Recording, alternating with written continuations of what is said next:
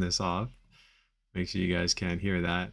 Had some funky stuff playing in the background, but I am back today to answer your back pain questions. I know when you're suffering with back pain, you tend to have a lot of questions, like a lot. You're like, I don't know what to do. Why does it hurt? Why does it hurt here? What should I do in the morning? What shouldn't I do? How should I go back to working out? How can I do this? So it's just a lot of hows, and sometimes it's, you're curious, like, what shouldn't I be doing? Or maybe what should I be doing? And so I want to hear, come on here to answer your questions, help out as best I can, and see if I can give you some value. As always, when I'm here, if you want anything that I talk about, so any of the free resources that I have, all you got to do is DM me if you're on Instagram, or drop a comment in the chat if you're on YouTube. Just say back pain, and it doesn't have to be live if you're watching this later. You can also just hit me up. But again, anything that I talk about, or anything that I reference, I likely have some free resource on it. As I aim to try to help as many people as I can with my free resources and free programs. Okay. I do want to say that my free programs are damn good. I've been working on making them as good as possible, so that if you get it, you can actually get some value from it, right? I can only work with so many people, and I understand I can't work with everybody, and not everyone can afford to work with a coach. And so my way to give back is through my free programming. So if I've ever offered you that and you haven't looked at it yet, shame on you. Shame on you. Seriously. Take a look at it if I've offered them to you. Okay. Okay. So like I said, I'm answering your back pain questions. So it's a back pain Q&A. So if you have a question, just drop it in the chat, drop it in the comments. I will do my best to answer your questions. I'm going to stay on for, I don't know, about 20 minutes. If it gets real hot and people start asking a bunch, I'll stay on longer. But we'll start with 20 minutes, and we'll go from there, okay? So if you do have a question about back pain, just drop it in the comments, and I will do my best to answer them. And if you don't, and you're expecting me just to riff on stuff, then I will. Okay, looks like we got a question. Okay. I get scared when I don't bring my spasms med along with me. Oh, your okay. Okay, I'm sorry. It sounds like you have back spasms and you have meds for them. Is that what you're saying? You can be more specific if you have a question. Comments are great as well, but if you have a specific question, I'll be happy to answer it. Okay.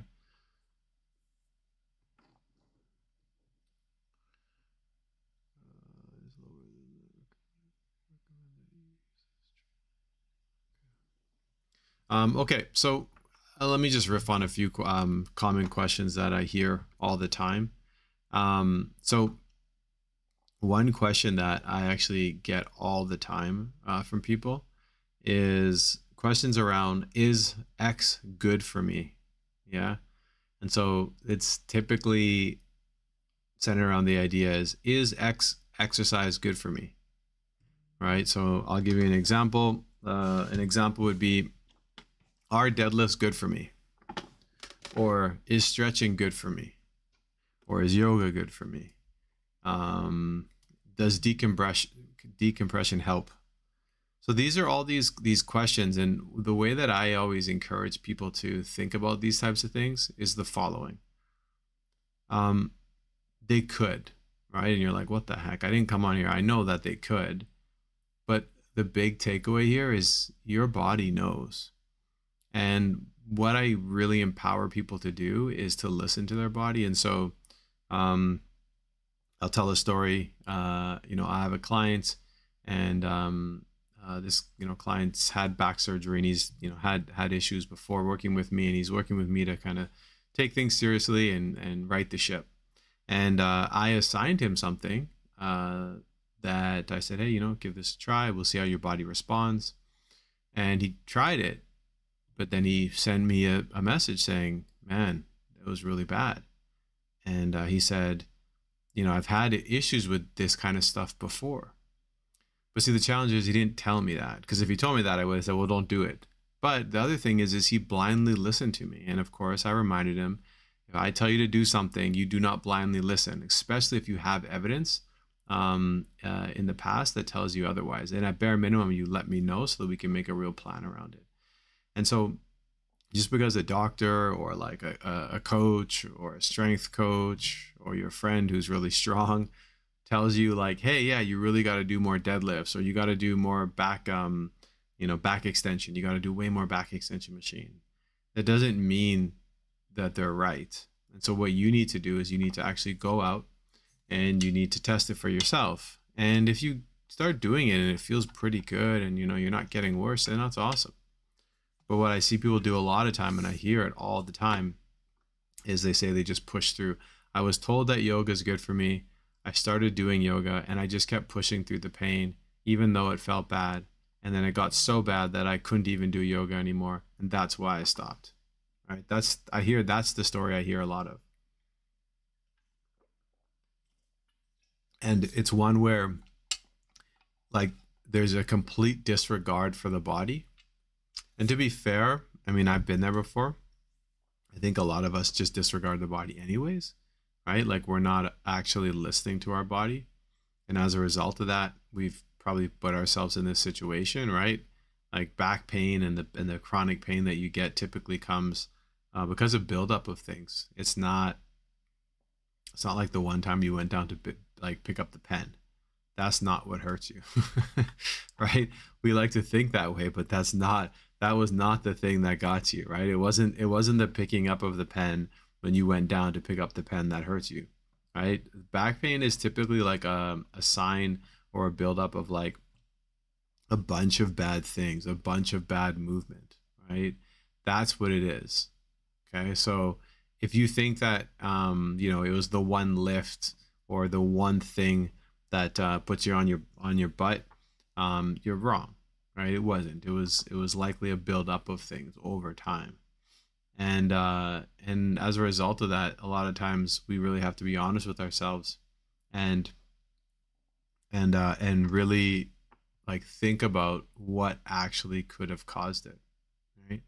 And that's super important, right? So just think about that when you're like being assigned something where like a doctor or someone who's a specialist tells you to do it. It doesn't mean that if it doesn't go right that they're trying to lead you down the wrong path. But what it does mean is that you need to listen to your body. You know what causes pain, right? You're the one experiencing it. And it's really important that you take that time to actually listen to your body, right? So building a mind-body connection, listening to your body. I'll tell a quick story. So I'm training for a half marathon. Well, I'm not currently. Well, I guess I am again currently. I haven't started running yet, but I was training. I was training out in Colombia. I was in Ecuador, and I was running. And for the most part, I was running on pretty flat surfaces. And then I went to Ecuador, and I was actually running where there was some elevation. Like I had to go up. And I hadn't ran for a week. I took some time off, and I did a little warm up and stuff like that. But I felt my hamstring tweak, and I was running up this hill. And I could have kept going. So it was one of those things where, like, and you're like, oh, you feel something, and you could keep going, right? Like, but you feel it, but you're warm, and I was warm, and I could have kept going. And I took about 2 more steps, and I said, stop. Like I had to tell myself, stop, do not keep going. And I stopped, thankfully, right? Because what happened was when I got home, the next day, I should say, I woke up and never mind my hamstring was a little bit sore, but my Achilles was messed up. And it was because I was going up a hill. I was going up up on an incline, and it just put too much pressure, right? And I wasn't used to it. And yeah, but if I didn't stop, like, cause my Achilles was hurt for a while, and I'm actually still kind of like managing it. I'm building, ramping back up right now. But if I didn't stop and I kept going, I couldn't even imagine the type of position I would have been in. And that's the thing I see people get stuck in all the time, right? People all the time, what they'll do is they'll push through pain. They don't listen to their body. They don't stop. They keep going. They say, oh, it's fine. I got to push, push, push. And then boom, right? Their back is worse than ever. And so they had a little bit of back pain, right? The back hurt a little bit. And then boom, now it's like they're crippled on the ground. And it takes us all the way to the point of our body yelling at us and screaming at us, completely screaming at us for us to actually listen. And by then it's too late, because now you're like, oh, I need meds. I can't get up. I can't walk. I can't do anything. It hurts to get out of bed. It hurts to sleep. It hurts to sit down. And once you're in that position, you're in a tough position, because now your body's screaming at you, and now all you want to do is tell it to shut up. So before you weren't listening, now it's screaming, and now you're like, shut up. And you just give it meds and you try to quiet it as best you can. Right? That's what typically people do, and that's what I did. But now is the time, if you're struggling with chronic back pain and you're in this state, now is the time to actually learn to listen to your body, not to quiet the pain, okay, but to listen to it. And yeah, it hurts, and yeah, the pain's annoying, but it's your body, right? It's not the pain, it's you. It's actually you. And that's the part where people, they get it twisted, right? It's you, right? And so the pain is actually you, and you just aren't listening to your body, right? So that's the big takeaway with this kind of stuff, is don't listen to people blindly. Absolutely listen to your body first and foremost. And if you do that, you'll avoid big, really bad situations. You'll avoid the flare-ups. You'll avoid it getting so bad that you're so hurt where you can't move and you need to take meds. Okay.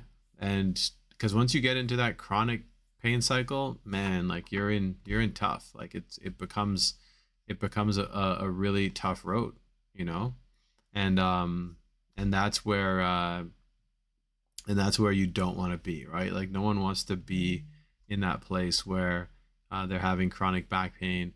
They can't get out of it. It's super painful. They can't sleep. No one wants that, right? I've been there, and it sucks. It really does suck. So, yeah. So, in any case, that's my takeaway with that. Yeah. So if you have any questions, let's hear them. I want to hear your back pain questions. I'm here to answer them. So I'm going to jump off in about 15 minutes. So if you have any questions, let's hear them. Like I said, I am here to help. So take advantage while I'm here is the best thing I can say.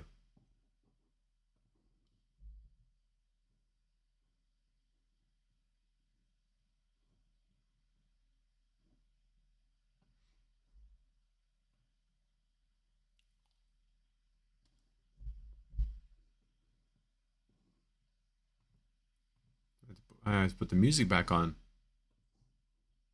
You guys want to hear?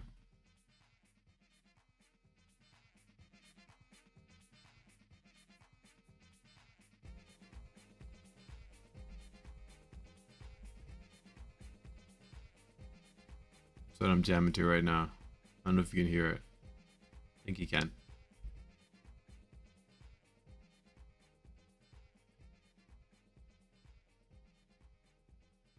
You guys want to hear?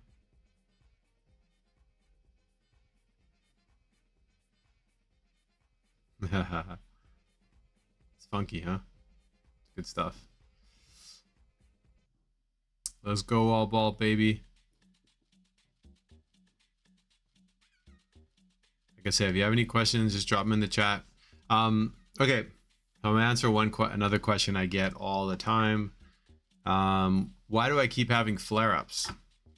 Right, so this is a super common question I get. Let me turn this music down. You guys are like, what the heck is this guy doing? So why do I keep getting flare-ups, right?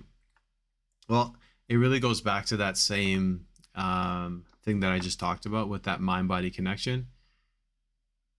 If you don't have that, you're going to be prone to flare-ups all the time. But even more so, if you don't stay locked in on your routine and you don't stay dedicated to the thing that maybe has gotten you to the place you got to, you're going to be victim to a flare-up.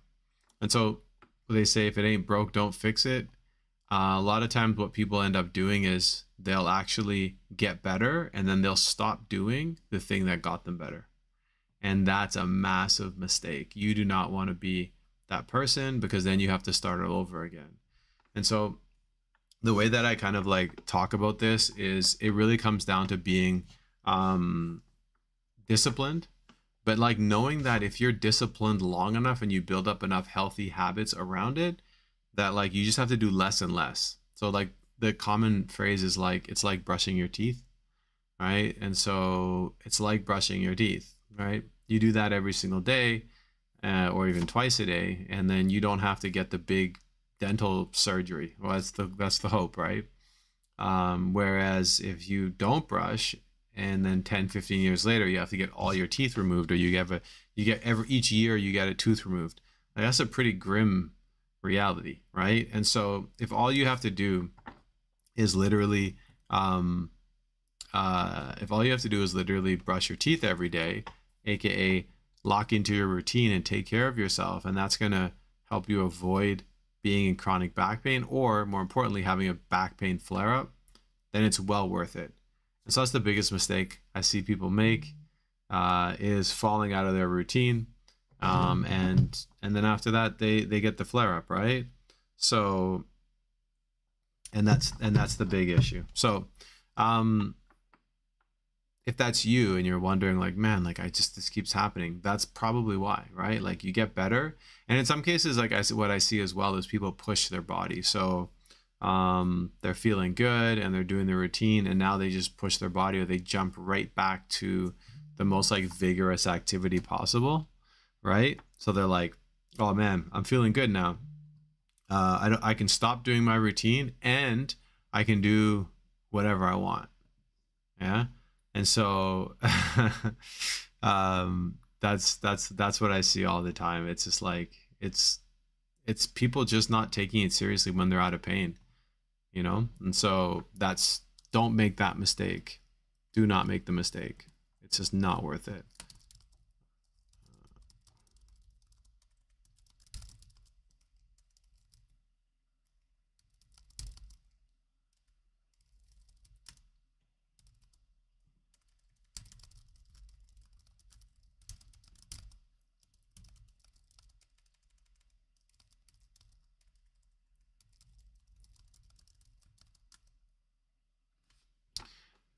Okay. If you have questions, just drop them in the comments there. Drop them in the chat. I will answer those questions. I'm going to be on for another 5 minutes, unless we get a few more questions. And then if you do, I'll stay a little bit longer. Okay?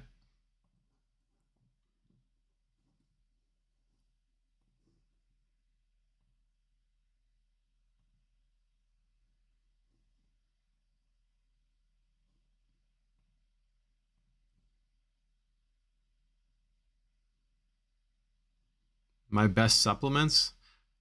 Man, I don't do. So the question is what's your best supplements for disc herniations and tears?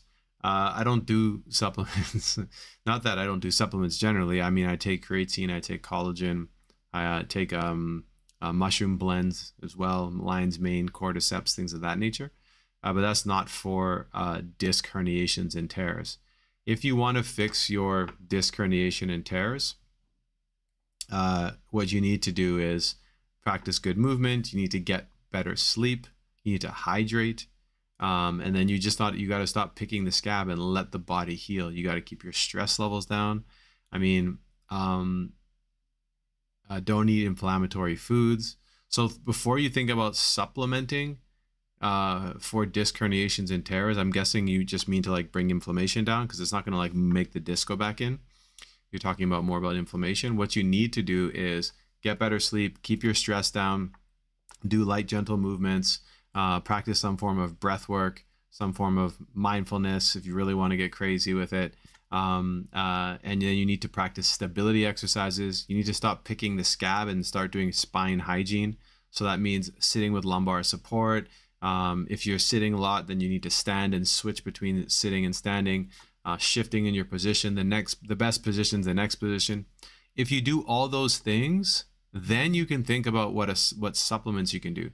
But until you're maxing out those things, the supplement won't do anything. The supplement's kind of like the cherry on the cake, right? So if you have a disc herniation or a tear, a supplement will not make the disc go back in, okay? What will make the disc go back in, or what you really want is a disc to go off the nerve, is you need to prioritize spine hygiene. You need to stop picking the scab, so stop irritating the back. You need to stabilize the lower lumbar spine, right? Because each time you flex it or extend it, it's going to irritate that spot. And then you need to build up your body and find ways to move while you have a higher pain level. The pain will go down as the inflammation goes down, and as the disc slowly starts to go back in, you'll get more ability, right? So the supplements are irrelevant. It's the same when people ask about supplements for strength training. They'll say, "Oh, I'm getting into strength training. What supplements should I take?" And this is the same answer. It's like, you don't worry about the supplements. Are you eating enough protein? Like, what is your diet like? Right? Are you just simply eating enough protein? Are you sleeping enough? Because all of your muscle growth takes place when you're sleeping. It takes place overnight when you recover, right? Are you stressed, right? Are you drinking enough water? Like, those are the questions. If you don't have that figured out and you're taking creatine and BCAAs and you have to take all your protein like that, but you're eating like crap, eating McDonald's, drinking Coca-Cola all the time, then it doesn't matter what supplement you take. Like, it literally will not have a positive effect. Okay, so the biggest lever you can pull with back pain is actually to move right, avoid picking the scab. Move right is spine hygiene, right? Like right now I'm sitting, even I have something supporting my lumbar support. I travel with the lumbar support pillow because I never want to actually have back pain take over my life again. So I do those things all the time. And when you're in this chronic pain or even acute pain because of a disc issue, you have to prioritize those things, okay? So I hope that helps, brother.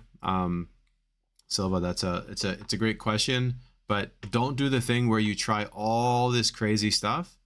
Get my program, Back Pain Solution. I think I sent it to you already, brother, and just dig into that. I promise you, everything you need is in there.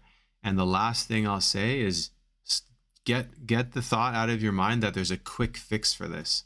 There's no quick fix. There's not one thing that you're going to do that's going to cure this. If you have a disc herniation, you have a disc bulge that's pushing on your nerve, one day you might wake up and it's just way better. That might happen, but only typically after you've done the right things. You've stopped irritating it is number one. That's number one, and that's spine hygiene. You don't irritate it anymore. You stop picking the scab. And if you can get to that point, then you're going to improve 100%. It just takes time though. Like sometimes disc bulges, like again, you look online, it could be 6 months, even to a year. It could happen much quicker. It can happen, it can get better in like 3 weeks. But do not do the thing where you're looking for all these secret fixes and these things that are going to help fix you. And like, oh, if I take this, it's not going to work. That doesn't do anything. Okay. It just doesn't, unless you're doing, that is the cherry on the top. If you're doing everything else. Okay, brother. So, and I mean, I'm not just talking to you, I'm talking to everyone, because you got to get the quick fix mentality out of your head, right? That is going to lead you down a path of you having constant flare-ups and being frustrated. Accept where you're at, take the information that you have, and just dig into that. Again, Back Pain Solution, it's a free program. If you want it, you just let me know.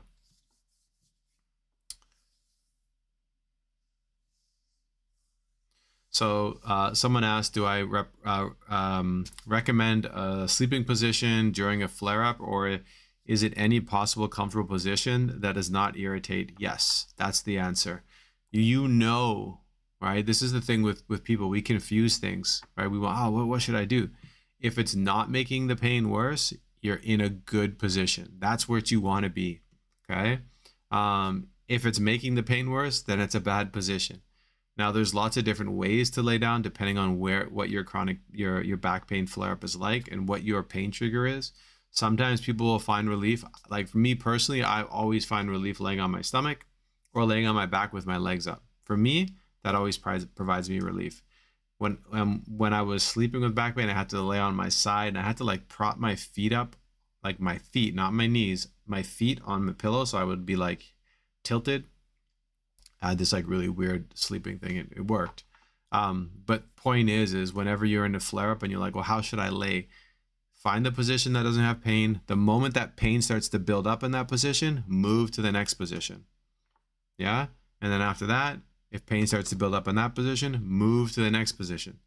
Okay. You want to try to just, there's like the energy bar analogy, which I've used many times, is you want to stop bottoming out the energy bar. And when you're resting, you get to build up a little bit of energy. And then, but you might find that it builds up for a bit, but then after a while, that position will beat you up and then you got to move. So a lot of this sometimes is just movement as well. You start to feel better when you move, but then you move too much and there's pain. So you're lying down in one position. It feels good until it doesn't, because like everything tightens up again, and then you need to move and you find a new position. So I hope that answers your question. The best position is the next position, as they say. At least that's the way I like to. I heard that one time from someone. I actually heard it from a physiotherapist. I interviewed this physiotherapist from Austria, and he said that. He's like, the next position, the best position is the next position. I was like, yo, that's great. I love that. But it's true. Like our bodies typically like crave on movement, and so when we're not moving, our bodies tend to tighten up. So it's a great piece of information. It's a great reminder, right? So like I'm always the guy who's like shifting in my chair, like doing what I'm just doing right now. Oh, let me stretch out that lumbar. Let me stretch out the thoracic spine. Let me just do it all. I go from sitting and standing. Whenever I do these lives, I'm sitting, but like most of the day I'm on my walking treadmill, which is over here. Have it set up. And I'll be, I'll slide that in. That's how I start my day. I'm on that thing in the morning. I'm walking, and then I'll put in a good hour, take it out. Then I'll stand for a bit. Then I might sit a little bit, but then like I'll go work out, and then I'll come back, and maybe I'll sit, maybe I'll stand. So it's just about movement variety, right? Like you want to stay moving. You want to be active. Your body wants movement. It doesn't want to be stuck in one position. And even when I'm standing, like I'll be like shifting from side to side. And you might be thinking, that's a crazy way to live. But you know what's even crazier is being stuck in chronic back pain. That's crazy. That's a shitty place to be. And I've been there. And I see people and I help people with that every day. I'll take the movement. I will take the traveling with a lumbar support pillow. I will take, still to this day, doing some fundamental exercises as warm-ups. I'll still bust out a side bridge, a glute bridge. I'll still do a dead bug or a bird dog. I still do those. I'll do them as a warm-up, or if I've just been like sitting a little micro dose workout, take a little break, jump into that. Feels great. So like really you just got to be thinking about this. How can you brush your teeth, right? That's really the question. How can you brush your teeth today with your back? That's called spine hygiene, right? What can I do for my back today so that in 10 years, 20 years, 30 years, it feels good still? Yeah. So question here, would you recommend super slow, slight jogging for disc herniations? Absolutely not. I would not recommend that. Now, at some point you might be ready to do that, but if your disc hurts right now, so the question is if I would recommend super slow jogging for disc pain. So no. So obviously if you're able to jog, great. And you're feeling good. Okay, cool. But like the likelihood is if you're in pain, you're not ready to jog, right? You shouldn't be jogging, and you got to build up. Everything's about progression, right? We want to see that you build to that.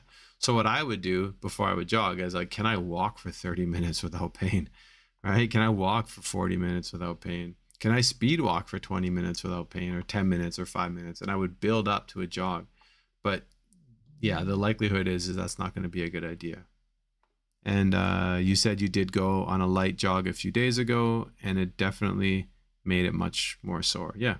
So listen to your body, right? There's no thing that's going to make your back better. You need to stabilize your lower back. There's no swimming, there's no yoga, there's no, not even walking. Walking's good because it gets movement in the area. It actually like flushes out some of the inflammation and relieves some pressure. Okay. So when you do walking, it's great. But what happens is you can walk too much, and then walking gets sore. And then what? You should stop. You've gone too far. You have a capacity. You can only go so far. Okay.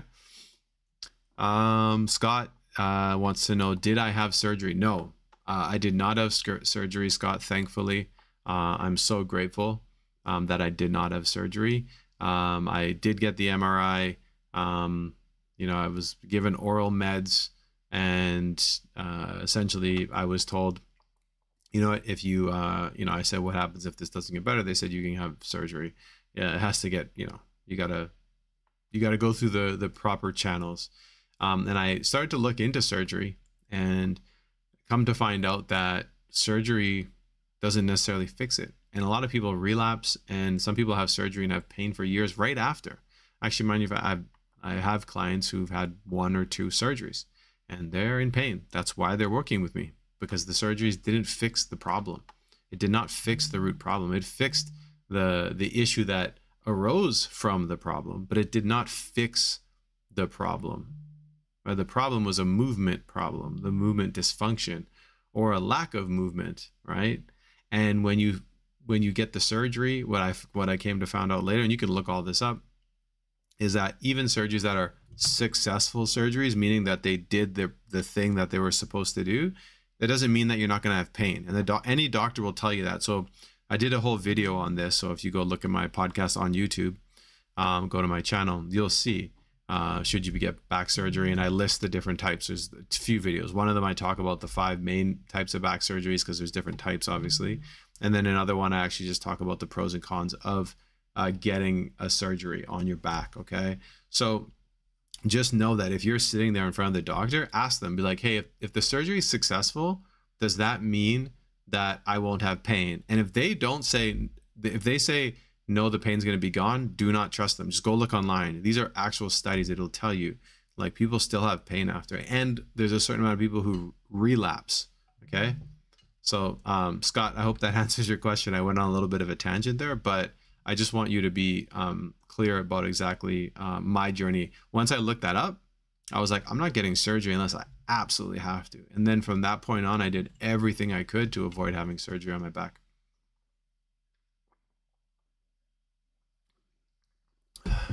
All right, so because I went on a big tangent there, I'll stay for 5 more minutes if there's any more questions, and then I'm going to jump off. So stay for 5 more minutes if there's any more questions, and then I'm going to jump off. That's a great question, though. You're welcome, Scott. Again, Scott, if you want my back pain solution free program, I'll put it in the chat for you if you haven't left already. Here. I'll put it in the chat there for you, and you just grab the program. It's free. It's absolutely a free program, and it's some of my best work. As I was saying, I'm here to I can't work with everyone one-on-one. Not everyone wants a coach, and to be honest with you, I know sometimes it can be expensive, and so I give out these free programs to give them out as much value as I can to try to help people. But typically I work one-on-one with people. This is a free program where it's going to be guided by yourself. So it's self-guided. There's videos, there's training protocols, there's information. So just grab that. Obviously anyone else who's watching as well. If you're on Instagram and you're watching, you can just go to the link in my bio. If you're on YouTube, you want to follow me on Instagram, you can. It's DARCYCOSS. That's Darcy Coss. You'll see it. Pretty easy find. It's not Darcy Cross, not a cross. It's not CROSS, it's COSS. All right. Okay. Doesn't look like there's any more questions. So I am going to end the live. Again, I appreciate everyone who popped in, and good luck in your healing journey. I know how difficult it can be when you're having flare-ups, when you are in pain. It can be tough, and if there's any way that I can help, just let me know. Please reach out to me. If you're on YouTube, check out the other resources on my channel. Check out the back pain solution program. And if you're on Instagram, same thing. Check out the resource on my channel, which you're already there. But grab the back pain solution free program. And again, I wish you the best of luck in your healing journey. I know it can be a lonely one. And so stay strong. And if you have any questions or you need any help, you reach out to me, okay? All right, I'm out of here. Peace.